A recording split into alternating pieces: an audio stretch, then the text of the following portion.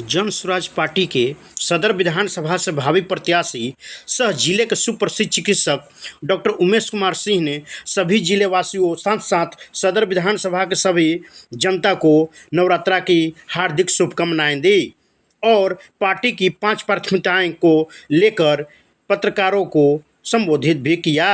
और आगे इन्होंने क्या क्या कहा, आइए आपको सुनाते हैं। NP 24 के लिए प्रमोद कुमार सिंह की रिपोर्ट, औरंगाबाद, बिहार। 23 विधानसभा क्षेत्र के सारे नागरिकों को डॉक्टर उमेश कुमार सिंह के द्वारा, जो कि जन स्वराज के भावी प्रत्याशी भी हैं, उनके द्वारा आपको दशहरा, दिवाली, धनतेरस और छठ की हार्दिक शुभकामनाएं। हर पंचायत, हर ग्रामीण क्षेत्रों में PLC कार्ड बनाया जा रहा है, उसकी विशेषता क्या है? PLC कार्ड यह एक बहुत ही महत्वाकांक्षी योजना है हमारी। PLC कार्ड ये है एक तरीके का आश्वासन कार्ड है हमारे नागरिकों के लिए। उसमें हमने कहा है कि अगर हमारी सरकार बनती है, जन स्वराज की व्यवस्था बनती है, तो प्रति परिवार 20,000 रुपये का फ़ायदा जन स्वराज पार्टी की सरकार हर परिवार को कराएगी। अब 20,000 रुपये की कोई राशि नहीं है कि 20,000 रुपये उनके अकाउंट में दे देगी। विभिन्न मदों में 20,000 रुपये तक का लगभग या उससे कुछ ज़्यादा या उससे कम का फ़ायदा प्रति परिवार को कराया जाएगा। इसमें कैसे कराया जाएगा, इसका कैलकुलेशन ये है कि प्रति वृद्ध 2,000 रुपये का पेंशन दिया जाएगा। अगर एक वृद्ध हैं तो 2,000 रुपया, 2 हैं तो 4,000 रुपया, वृद्ध हैं, विधवा हैं या दिव्यांग हैं, तीनों को 2,000 रुपया प्रति परिवार प्रति वृद्ध हम लोग पेंशन देंगे। दूसरी योजना है बच्चों के पढ़ाई की। जैसे अपने बच्चे को प्राइवेट और स्कूल में पढ़ाना चाहती है जनता, वो सरकारी स्कूल की कुव्यवस्था से तंग आकर लोग चाहते हैं कि प्राइवेट स्कूल या अंग्रेजी माध्यम के स्कूल में हमारा बच्चा पढ़े। तो जो भी गार्जियन ऐसा चाहेंगे उनके बच्चों का हम नामांकन करवाएंगे प्राइवेट स्कूल में, और उसकी जो फ़ी हो, 1,500 रुपये हो, 2,000 रुपये हो, 3,000 रुपये हो, ये सरकार भरेगी। तीसरा है मनरेगा को ग्रामीणों का लेबर चार्ज मनरेगा के माध्यम से कम करना। हमने कहा है कि अगर कैश क्रॉप, नकदी खेती किसान भाई करते हैं, गेहूँ चावल के अलावा जो भी खेती नकदी करेंगे, तो उसके लिए जो लेबर की ज़रूरत होगी वह हम मनरेगा के द्वारा उन्हें मुफ्त उपलब्ध कराएंगे। इस तरीके से कुछ पैसों का आर्थिक फायदा किसानों को होगा। उसके बाद महिलाओं के लिए हम अगर रोजगार करना चाहेंगी तो उनको 4% ब्याज पे 2 से 5 लाख रुपए तक का लोन दिलाएंगे। कुल मिला जुला के हमने देखा है कि प्रति परिवार 20,000 या उससे कुछ ज़्यादा या उससे कम का फायदा प्रति परिवार जन स्वराज की व्यवस्था आने पर हो जाएगी। बस यही है परिवार लाभ कार्ड, एक तरीके का रजिस्ट्रेशन है। जनता को हमारा वादा है कि हमारी सरकार आएगी तो प्रति परिवार 20,000 रुपये का फ़ायदा आपको कराएंगे। एक बात मैं और भूल रहा था, वो है पलायन रोकने का। अगर 10 से 15,000 रुपये की नौकरी आपके घर का कोई लड़का बाहर जाके कर रहा है, स्ट्रेस माइग्रेशन में है, परिवार पालने की चिंता में डूब कर वो बाहर रह रहा है, तो उसे हम यहीं बुलाएंगे, यहीं रोजगार देंगे। 10 से 15,000 की नौकरी करने वाले बाहर के सारे युवकों को हम यहाँ बुलाकर अलग अलग सेक्टर में समायोजित करेंगे और प्रति परिवार वो 15,000 रुपये की राशि हम फ़ायदा करवाएंगे प्रति परिवार को। इस तरीके से कुल मिला जुला के आप देखेंगे तो प्रति परिवार 15, 20,000, 22,000 रुपये का फ़ायदा PLC कार्ड के द्वारा होगा। यह एक आश्वासन है, यह हमारे मैनिफेस्टो का एक हिस्सा है। हम कोई डायरेक्ट फंड ट्रांसफ़र नहीं करने जा रहे हैं। जनता को कैसे फ़ायदा होगा, ये एक्सप्लेनेशन है इस कार्ड के द्वारा। बिहार का 2,54,000 करोड़ का बजट है, तो अगर प्रति व्यक्ति, प्रति महिलाओं के खाते में अगर 15 से 20,000 रुपये आप डेबिट कीजिएगा तो इसकी भरपाई कहाँ से हो पाएगी? आप फिर नहीं समझ पाए सर।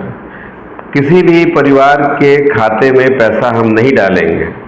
पैसा वृद्ध लोगों के पेंशन का जरूर डालेंगे, जो 2,000 रुपये प्रति वृद्ध हमने, अभी सरकार 1,100 रुपये दे रही है, पहले 400 रुपये था।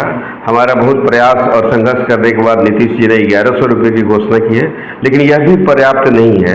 उस राशि को बढ़ा के हम 2,000, बस डायरेक्ट मनी ट्रांसफ़र का यही बात है। बाकी अगर युवाओं को हम रोजगार देते हैं तो वो पैसा, अगर रोजगार हम क्रिएट करेंगे तो सरकार को उसके लिए फंड बनानी होगी, हम देंगे।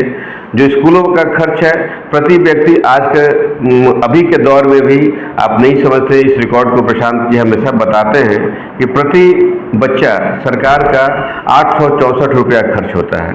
प्रति बच्चा प्रति मंथ पर मंथ 864 रुपये का खर्च है। तो यदि हम बढ़ा के 1,500 रुपया कर दे तो मात्र 600-700 रुपया प्रति बच्चे का एक्स्ट्रा खर्च आएगा।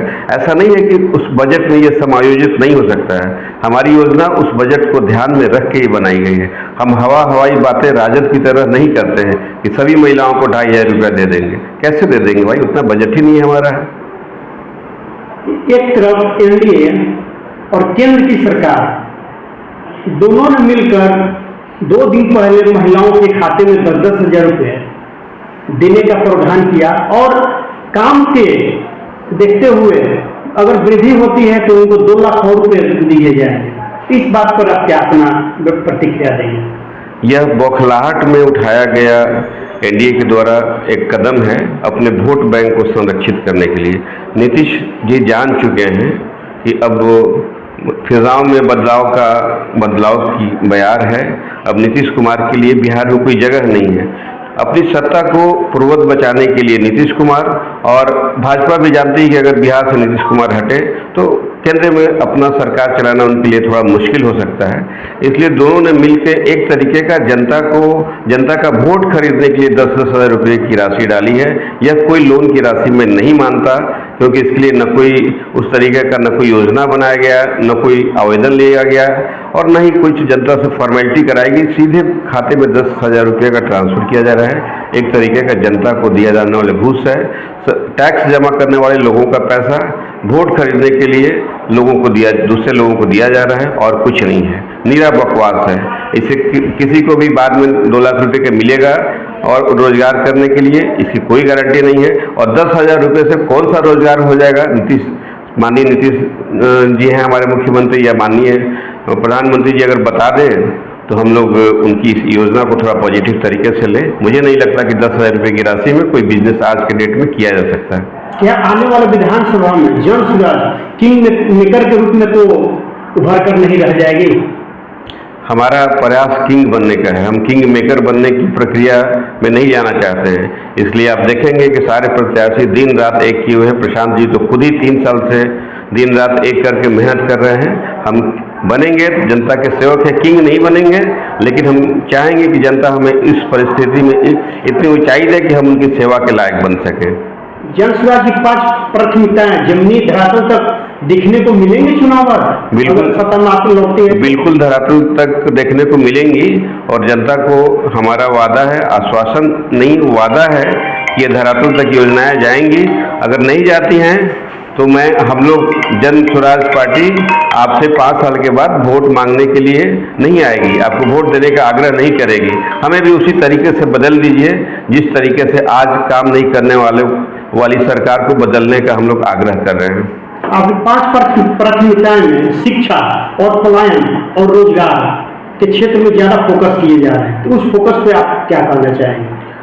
सबसे जरूरी चीज़ शिक्षा है। हम समझते हैं कि अगर अच्छी शिक्षा की व्यवस्था बिहार में हो जाए तो 10-15 सालों में बिहार का कायाकल्प हो सकता है। जब ये अच्छे बच्चों की पौध निकलेगी 10th करके तो वो अपने पैरों पे खड़ा होंगे और हर परिवार को रोजी रोजगार मिल सकेगा। पलायन कई तरीके का होता है, सिर्फ बाहर जाकर काम करना ही पलायन नहीं है।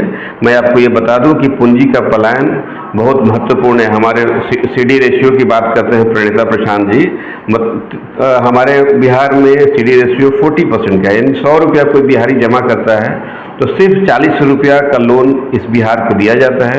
बाकी 60 रुपया दूसरे प्रदेशों में भेज दिया जाता है और वहाँ का विकास कराया जाता है। ये भी एक पूंजी का पलायन है। इस पूंजी के पलायन को हम रोकेंगे। हम चाहेंगे कि CD रेशियो 90-95% तक हो, जैसा आंध्र तेलंगाना जैसे राज्यों में है, और इससे बहुत युवाओं को बिजनेस करने के लिए, रोजगार करने के लिए हम उनको फ़ायदा पहुंचा सकते हैं। मनरेगा की योजनाओं में लूट खसोट मची हुई है, कोई काम नहीं होता है, मनरेगा का पेमेंट हो जाता है। हम मनरेगा को कंस्ट्रक्टिव तरीके से कृषि कार्य में जोड़ेंगे। जो भी हमारे कैश क्रॉप की खेती होगी मनरेगा के माध्यम से किसानों को फ्री लेबर उपलब्ध कराएंगे। और जब ये योजनाएं धरातल पर उतरेंगी तो आपको सचमुच लगेगा कि बिहार में बदलाव हो रहा है। प्रशांत किशोर जी ने जो कहा वो करके दिखाया। हम लोग इसको करके दिखाने के लिए कृत संकल्पित हैं।